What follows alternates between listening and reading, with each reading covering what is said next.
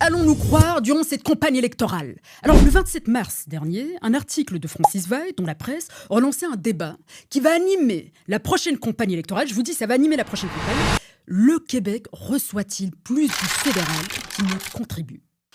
Alors, les chiffres. Selon les données de Statistique Canada, les contributions du Québec au fédéral, c'est de 84 milliards de dollars. Les dépenses fédérales au Québec, 111 milliards de dollars.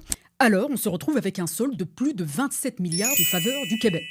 Alors, est-ce que le Québec est un bénéficiaire net du fédéralisme selon ces données?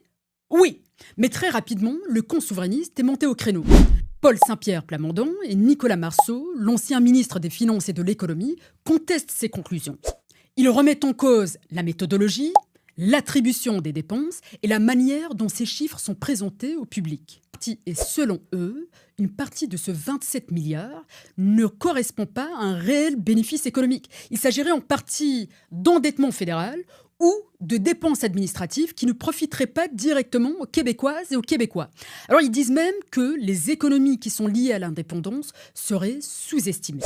On assiste alors à un débat épistémologique portant sur la validité de la méthode, la manière de mesurer la réalité, les hypothèses sous-jacentes et aussi sur la production du savoir économique.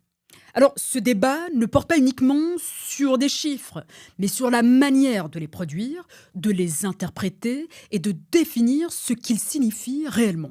Alors, le citoyen se retrouve face à deux récits.